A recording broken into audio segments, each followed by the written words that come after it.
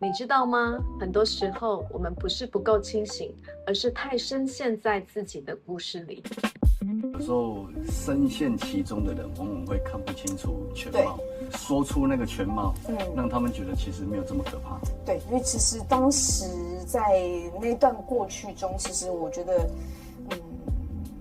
很纠结在某个当下，但是其实自己是跳不出来的。当你没有人告诉你的时候，或是当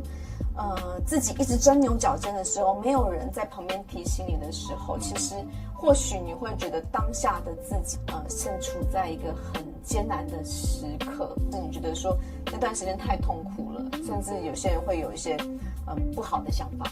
但是其实走过来之后，会发现不过就是一个过程。当你走出来，发现其实当初的那段经历，想想好像也没有那么困难了。